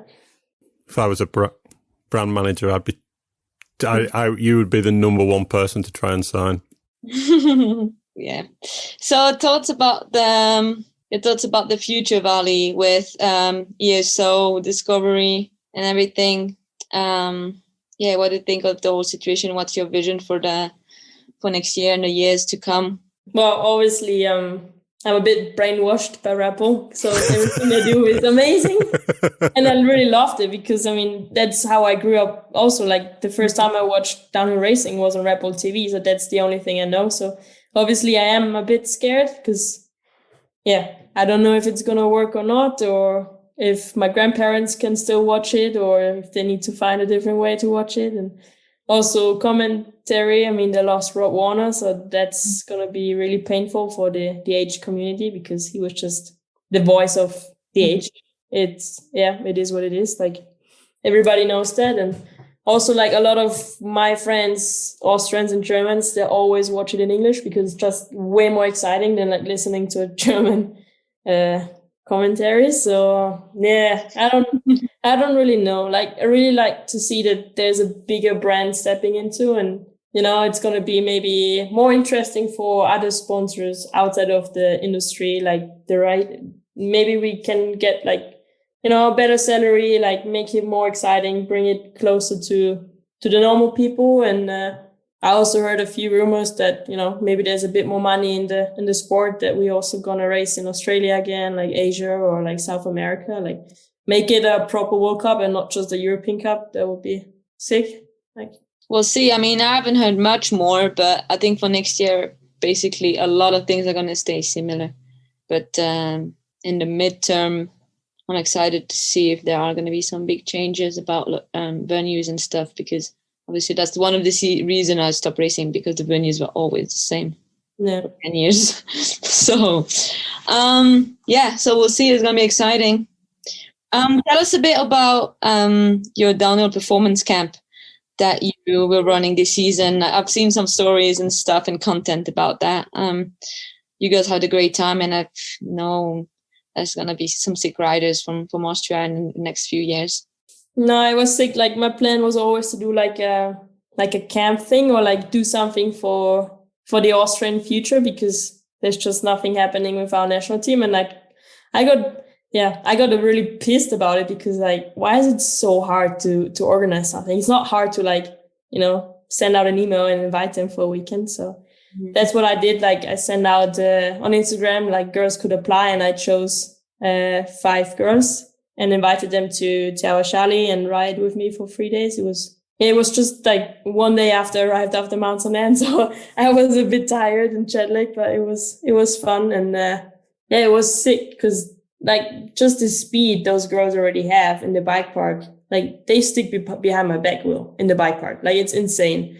And it's so cool that they already have that confidence with jumps. And I think it's really hard for older athletes, let's say, to like learn to get faster, where they already know how to ride fast. They just need to learn to ride technical stuff. And I don't know, like, the style they all have, like, no one can jump straight anymore. Like, they're all whipping or suicide or like scrub, and it's so sick. It's so cool. Like, I love it. And I'm going to do one next year as well. This year was only for German speaking girls. And next year I want to do it a bit more international. Just need to find a good date. So nice. Yeah, that's exciting stuff. So it's been 2 seasons, last year and the year before, where you started a bit slowly, and then you finished the season on a high note and with a bang. So have you made a plan for 2023 yet? No plans for next year. I don't know. I'm like focusing now on my EWS in March, because I don't want to die. So that's Yeah, the fitter you are, the better you're gonna be. yeah. And then I don't know. It's still so far to go until June. Too. Of course. Yeah, I think I don't know. Like everything is fine if I'm not getting injured or don't. If I get healthy finally and can start training properly. Like I have a good training team around me with Cecile, and it's amazing. I get really well. Like with Matt, I have a really good relationship now, and we work a lot on the bike, and it's just getting more professional, and I can give more feedback, and it's sick. Like I love my job and my life, so it's fine. Excellent. Well, look, thanks for making the time to come on the pod. Very much appreciated. Enjoy the off season. I hope you can get well, and best of luck for next season. Thank you. Excellent. We'll be back with Thibaut Daprela after these messages. Time to make your bike ride like the pros. World Cup level suspension tuning and servicing from the expert team at J-Tech Suspension. Built off years of knowledge and experience, the team at J-Tech Suspension will service and tune your suspension to make sure it's in tune with your riding style and terrain to shave those vital seconds off your next race run. Visit j-techsuspension.co.uk today and see how their expert team can transform your suspension performance. Single Track is the world's finest independent mountain bike magazine, and they have a fantastic offer for podcast listeners right now. If you enter the code MAKINGUP at checkout, you'll get 50% off Print Plus and digital subscriptions for the first year. Print Plus includes 6 issues of the magazine, each one containing plenty of ride inspiration, opinion, adventure and reviews, plus full digital access to their site for under £20. With the discount code, digital access to their site starts at just £10 a year. That code once again is MAKINGUP, that's MAKINGUP, all one word, no spaces, for 50% off Print Plus and digital subscriptions at Single Track. If you're enjoying the Making Up the Numbers podcast, hit subscribe now so you don't miss an episode, and drop us a review whenever it's convenient. For additional content, follow us on Instagram at Making Up the Numbers Racing. I'm delighted to welcome back to the pod one of my most favourite riders to watch, Thibaut Daprela. How you doing? Yeah, good, thank you. How are you? Oh, yeah, all good, thank you. Whereabouts in the world are you right now? Just at home for the moment. Been traveling for the past months, but yeah, I'm at home for a few days. Cool. So we last caught up around this time last year. You were coming into the off season with the ankle and thumb injuries. Did they keep you off your feet for long? Yeah, last year I was out to be injured for the off season because it's good in the off season to enjoy and do a few different things. But this year again, I just have a little surgery, but just take 2 weeks. And now I'm back on the bike, so it's way quicker than last year. Yeah. So it's perfect. I can enjoy now. I think it was Christmas before you were back on the bike last year. Is that right? Yeah. It was really late. So a bit of time has passed now. When you look back at the 2021 season, how do you feel about it? It was really good compared to this year. But no, I don't know. A lot of emotions and a lot of things. It was an amazing season, and it will be in my mind for a long time for sure because it's a lot of podiums and good races. So it's good memories, and nothing crazy. You ended up second in the overall. Do you look back on that now as like a massive achievement, or are you still a little bit disappointed that you didn't manage to get first? No, it's been over a year now and didn't think about it anymore. I'm just more in the future right now. Yeah. We did already one season after this 2021 and 2022. I did nothing crazy this season, just nothing really good. So now I'm really in the future and trying to work and get better. Cool. Coming into 2022, after everything we talked about right now, did you have a plan for the 2022 season other than just go full gas like you always do? No, I didn't have any plan. Just try to be as good as the 2021, or just maybe be a bit better on some point, but at the end, at the beginning of the season, I was not really prepared because I've been late on the bike and less prepared because of these little injuries, but they were quite long for the little it was. But then I just try to ride the best I can, but maybe not as much risk as I took maybe the year before, but it has not worked because I did some less good result. Justin for William was really good, and then I did mistake. I crashed, and I was slow sometimes, just riding too safe, and a lot of mistakes. But I learned a lot again this year, maybe more than last year even. Yeah. So talking about the races one after another, like the season first started in Tarouca, I think in Portugal. You had a flat tire in your race run, but Amaury, Miriam, and Hugo were all like really on pace and won there. So I guess like this was also a good start for the team, for the Markov team. It had a good atmosphere coming into the first World Cup. Yeah, for sure. This race was really good. In the quali, I was really fast, but I crashed the last corner. But at the end, my time was really quick. And then was for the final, I had a good run, but I had to stop and do a rerun because the guy crashed really bad.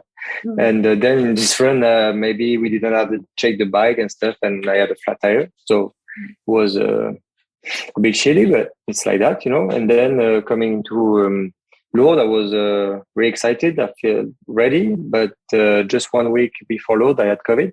Oh yeah. So I just arrived in Lourdes. I was COVID free, but I was really like sick. You know, the heart was like feeling so bad. But I was feeling good on the bike, and maybe a bit too much, and I crashed really bad. But no injury. I was lucky. Just 1 week without walking really good, but the rest was good. But it was a big bummer because start the season like that was with 2 crash and 2 bad races was not really good after what I had the last few races the year before. Yeah, so you're fourth in quali, and like I said, we all can remember your crash in that 3, and I guess George's wrote in the script like, "How's the 3 doing?" Because you hit it so hard. It looked like a pretty savage hit. You're a solid rider, so I guess you weren't really fazed about that. Yeah, it was fast crash. Yeah. Amaury took the win. How, like, I know we talk about a lot with Amaury about this, like when he was on the podcast, like you guys have a good chemistry, I can push each other, but I guess sometimes you still want to be in front. Like he was saying, I still want to be in front of Thibaut, you know. So was it the same for you? Like, were you a bit disappointed when he took the win? No, absolutely not, because the year before it was not really highest level, and compared to what he did the year before, and I was stoked for him because he won, and it's been quite a while that he didn't want to race. So no, absolutely not. I was really happy, and no, for sure not. So 6th at the Fort William National, just you and your mechanic working out of the back of a van, which was pretty low key. I was quite surprised to see that, but it seemed to work. And then onto the World Cup. Coming into that race, Amaury was on the full 29. Did you think about going that way? No, absolutely not. I hate having something in my back, so I don't want to hurt my butt. No, it's too big, this wheel in the back for me. I'm too small. P2, you were just 4/10 back on Amaury, and it all came down to the sprint. And we asked him about it, and he said he'd be pretty pissed if you beat him in a sprint because he's 5 years older, and you're only just at the start of your elite career. Is sprinting something you're working on this off season? I work it every year, but for sure I'm getting older, and I try to be stronger. And you need to be prepared for William, and next year it's a World Championship. So I hope I will be stronger than him next year on this pedal section. Are you a fan of Fort William? Absolutely not. I'm not fan. I really like this track because it's really tough, long, and strange. But I've never been really, really good on this track. So that's why my goal was to be the best prepared I can for this race. And I was really stoked about this place because second in Fort William, it's amazing. And even if I was just really close to the win, Amaury has been good for years on this track. So second place was like a win for me and for William on this track. Do you know what I love about doing this podcast is that everyone always told me, oh, Fort William is so good, Fort William's so good. And I went and rode it and I was like, I can't believe people really enjoy this track. Don't do that, George. No. They're all liars. Yeah, I know. Bernard ran the train then. I was like, I wouldn't recommend to any of my friends. It's no fun. No. It's long. It's you can broke wheels everywhere. It's physical. Yep. There's wind. Like, it's terrible. But you have a good view at the start. That's a good point. So when Amaury took the win there, I don't think I've seen anyone ever more delighted that their teammate has won. And it's not just happened at that race, it happened a few times this season. Tell us a bit about, not necessarily your relationship with Amaury, but what it's like being on the team with someone when they are clearly the fastest rider on the circuit this season. Does it add to the pressure, or does it take a bit of pressure away from you, or does it not really affect you? No, there is no more pressure. It can be just an help because, as he's fast every race, if you just follow him and you're as fast as him, you can win the race. So it's pretty helpful, I would say. Yep. And you follow each other in practice quite a lot, and you share lines? We share lines, but we don't really like to follow each other, or we don't like to follow anyone, I guess. So we try to discuss and exchange about lines and stuff, but not really follow each other. And it's not. I don't like that. It's not really helpful. You can see where you're going.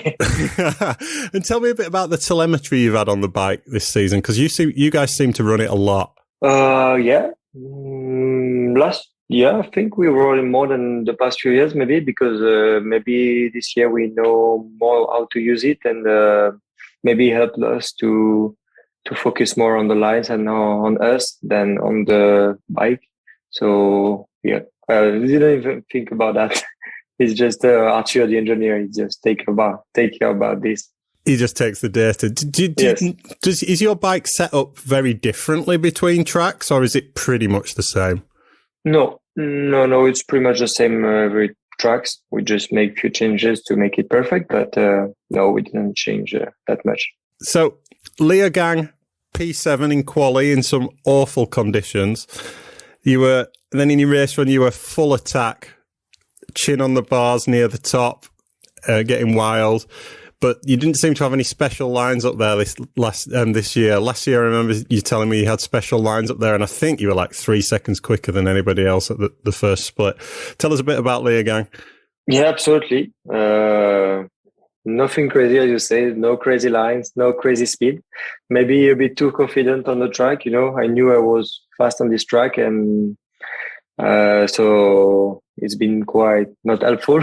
So really bad race compared to how I like this track. Was really slow. Even quali P7 was not crazy, and then I crashed in the steep section, but I didn't see me crashing. I crashed, but I didn't. There is nothing crazy on the floor, and was just maybe I lost the focus on this part. So really shitty race. So until that point, until Leogang, it looked like you were trying to push really hard to win every race. So maybe it didn't feel like that to you, but for us watching, it looked like you were going really full on. And after that race, maybe there's a bit of change of strategy, and maybe you stop risking that much. But I kind of have the feeling that you're gonna have a different opinion about this. Is it true that you maybe thought, I crashed in this race and this race, maybe I should No. You're absolutely right. After this race, it started to be even bad. I don't know how to say, but worse. Even worse. Even worse. And I tried to stop taking risks, and I started to be slow, and it's been... ninth in quali in Enzahide, 10th in the race, and in Andorra you had a arbitrary quali, then 15 in a race. So I guess it was not like you were thinking about the overall. It's more like you maybe try to find right balance between attacking and I know it's not easy. Like, of course, I raced myself. I know how it is, but like, how do you did you find it in the end, or like how is it to deal with that kind of mental stuff? No, I tried to find it but from Lanzarote to Mont-Saint-Anne, I tried to find a good balance, but didn't achieve this goal. So even after Mont-Saint-Anne, just before Léger, was still not me. I was riding slow, not really good on the bike, not feeling good. And you can see on my results, I did nothing crazy, just in snowshoe because it was wet, and when it's wet, there is no problem for me. But I crashed one more time because I was trying to push as the first races and try to win, not think about the podium. And it's good sometimes just to have a podium. And I think in my head it was just to win because I could have won this race. But it's like that. But no, I was the feeling and the speed and the good balance between speed and risk and everything was back in Léger. I was really fast in Léger and really good on the bike. But even if I had a small crash in the quali, I think I was really, really fast. Mm-hmm. But then in final, once again, I was lost between risk and don't want to crash, and I was super, super slow. Well, I guess Léger is hard for you guys as Frenchmen as well. We have a lot of expectation on yourself, and especially in a situation where like not everything is going to plan this season. Even if you have a good feeling, it's hard to like put it together for race run. Did you feel like that added pressure? Were your family there? Like, was it a bit different than usual or not really? No, for me it was the same as usual. I was just even more angry to have a good race and just show to everybody that I was kind of still there. But and I was really enjoying the track, and I think I was really fast in the practice. Yeah. Some people were starting to tell me, "Oh, yeah, really good. You're fast. It's your time. Go." And I was like, at the start, I was like trying to slow myself, Yeah. And then it was like I was slow on the track, not just in my head. Yeah, but that's like something that when you told me this, it's like, it makes me think of Bernard. Bernard has been like this for years. He was just like always so fast in time practice. And then it was getting like slightly a little bit faster, but everybody else was getting so much faster. And he was thinking he was up there, but then he was just like not fast enough on race day. So I think it was like, it's a struggle for a lot of elite riders to just find your peaking pace on race day. You don't want to take too many risks. Like, you don't want to crash, and injure yourself and go over. So yeah, it's very tricky. And it's even harder when you have been fast and you have been on the podium for a lot of races. For you, it's different because you've been there, you won races. So yeah, and it was being quick. Like, it happens really quickly. Like, for the first year, for my first 8 years. So it was just my third year in the elite, and it's the first year I really struggled on the World Cup, even since junior category. So it's not a problem. I'm still really young. It was just my third year. And I prefer to struggle now than in fifth year. 100%. The way that the points are stacked as well in World Cup racing, it's almost better to get a podium and then not do too well for 2 races than it is to just be inside the top 20 for 3 races in a row, isn't it? It kind of really encourages you to try and get that podium. Yeah, I think so. Because like that, you don't lose the confidence of crashing. When you crash, you think a lot. You have a lot of crashes in your head. When you are 10 or 15 and you just rode normally, you can do better. Yeah. When you crash, you cannot really know what you do because you didn't arrive to the finish line. Yeah. So at Worlds, you got 4th place in quali with a crash. Yeah. You must have been stoked with that. Yeah, I was super stoked. I was like, it was amazing. Because it's been good to me. Yeah. So I had somebody out there who I know, and he messaged me, and he was like, Thibaut looks like the fastest man on the track. And so when it came to race day, I was like, come on, Thibaut, this is it. This is your time. But everybody else went quicker by quite a long way. Yeah. What have you learned from that? I learned a lot, for sure. Yeah. But learn that, yeah, for sure, World Championships it's a special race, you know. You need to be specifically prepared to this race. And you need to be 100% focused and be the fast and take all the risks you can take. Yeah. You know, it's what Loic did, and he did it on this day and not in practice or the other days, because the other days you can see it on the track. He was not the fastest man, but on race day he was the fastest, and it's what you need to be. Yeah. So it's a good example. And I think my race run was slower than my quali run with a crash, you know. Without crashing, I was slower in the race run and in the quali. So I think you were on the same second. I don't know which way it was. But but it's the same. Yeah. It's crazy. So Vali Hoell was going really well, seeded 6th, finished 11th. But I was looking at the splits, and you lost 2 to 3 seconds to everyone in the final sector. Yeah, I broke my rear wheel. Ah, right. Okay. Yeah. I would say you have the tight corners, and then you before ski jump. I broke the wheel there. That's why I lost the 10th position, because I was not going for a podium for sure. I think if you keep a normal time without the rear wheel problem, I was like 7 or 8, and what cost me this place and what cost me the top 10 overall. Yeah, because of 11, which is terrible just for that. But you know, you were only 3 points behind Greg, I think, who got 10th in the overall. Yeah, maybe. So it was a great season for the team, but it was a bit of a strange end to the season because Amaury won the overall, but he didn't have a great race in Vali Hoell. Yeah. Miriam won in Vali Hoell and finished second in the overall. You ended up 11th, just 3 points behind Greg, as I just said. Commensal Mokov took the overall team prize, but it wasn't that euphoric end that racers, I think everybody who races wants that euphoric finish to a season, don't they, where they come down, they win the last person down the hill, they win the race to take the overall, to win everything. That's the ultimate kind of prize. Yeah, for sure. Did it feel a bit strange to you as a racer at the end of the season, given the teams won? Yeah, it was really strange for me because the end of the season, it's where I was the better on the bike and I was feeling good. And for me, it was like, I want more race, I want more World Cups. Yeah. And for sure for the team, they were a bit disappointed not for Miriam, for sure, because she won, but Amaury crashed. Me was not really good. But at the end, even if I was 11, I marked some points for the team overall, and it's because of me a little bit that we can won this overall.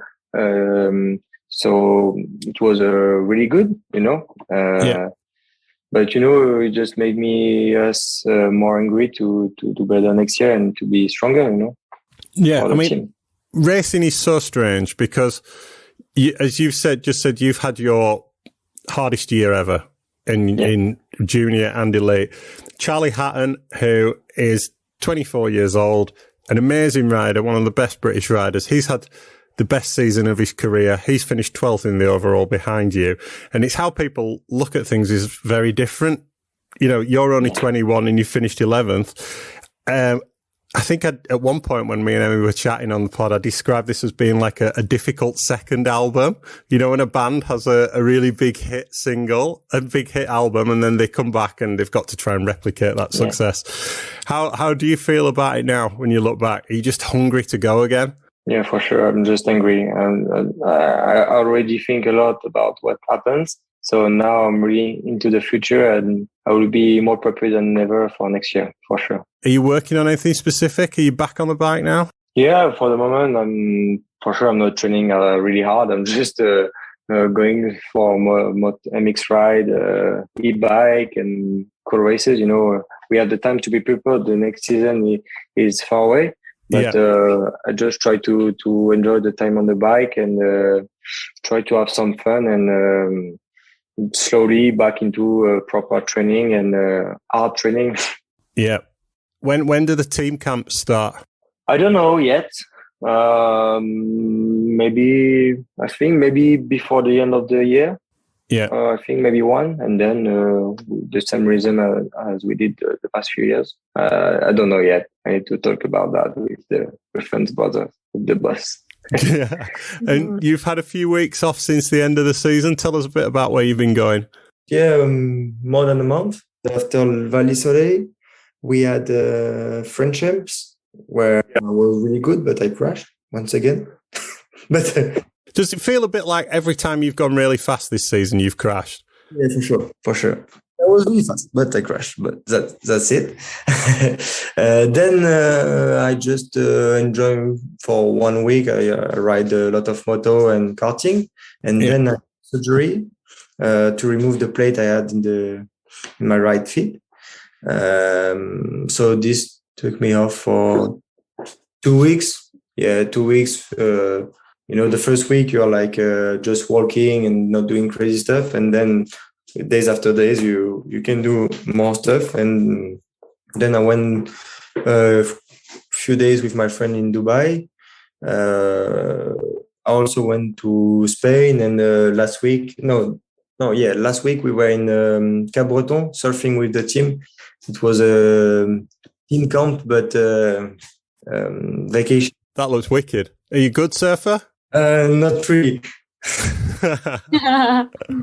It's fun to do, but I hate going back to, in the sea to take the wave. I like thinking when you need to go back, it's horrible. So that's why I did twice surfing, but it's enough for me. Tell us just a bit about French national champs. Have you won that before as a junior? In junior, I won in youth category in junior. In junior, I won the junior title plus the elite title in the same year. Yeah. Oh, yeah, I remember. Yeah. Because you had the fastest time.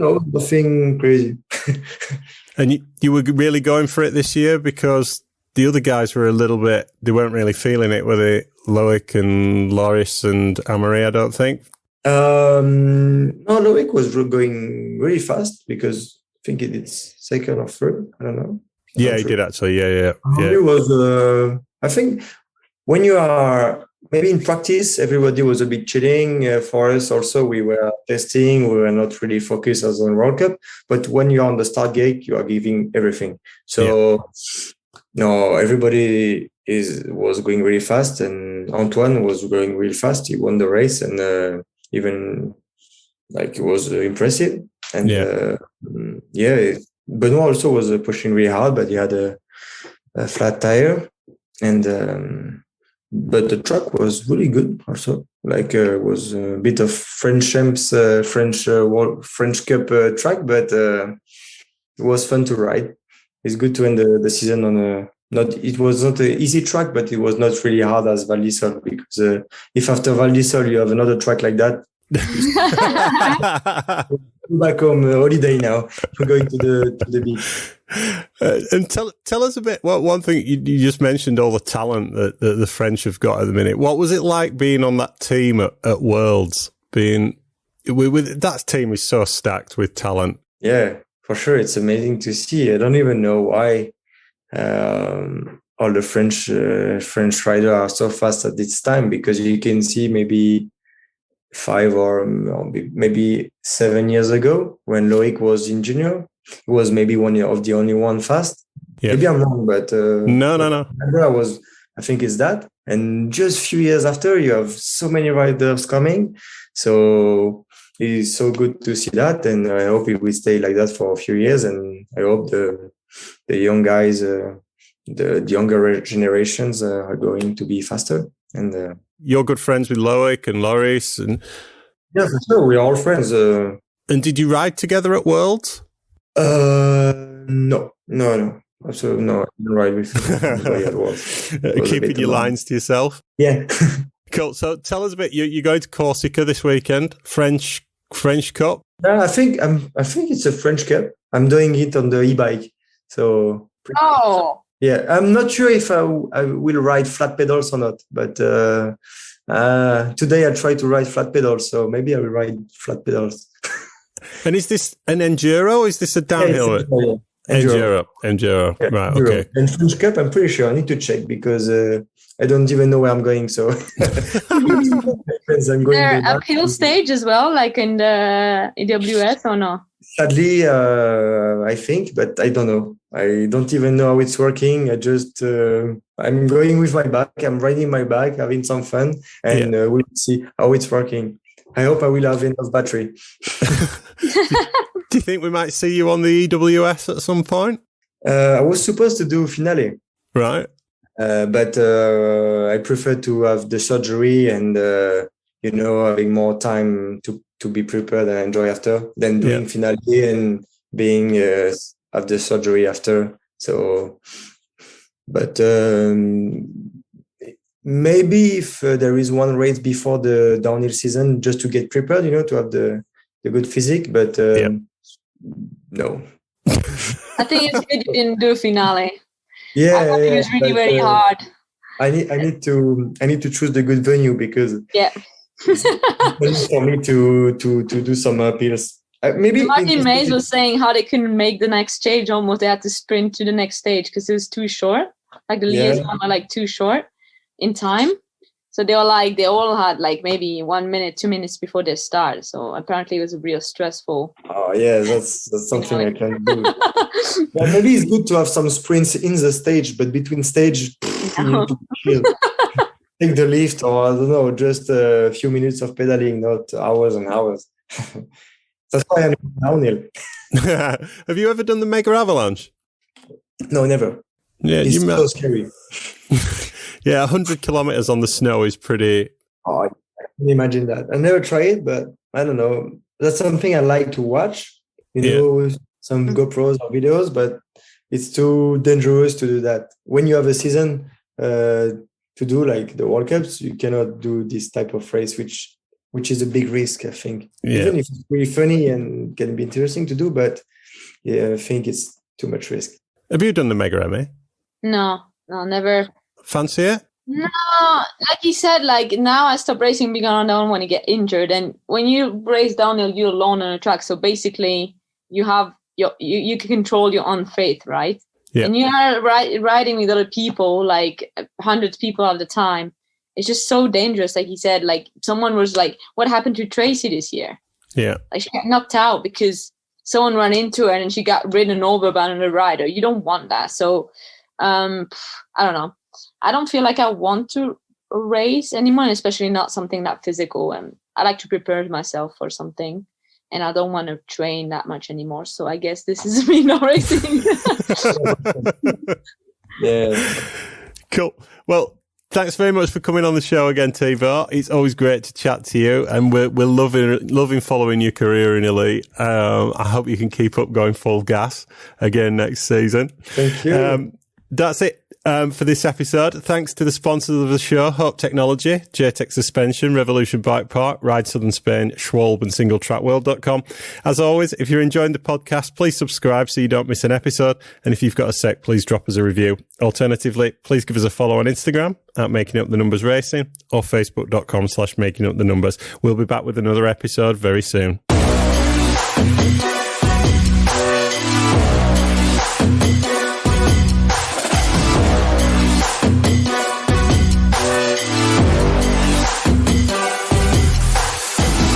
This has been the Mammoth production for Making Up the Numbers.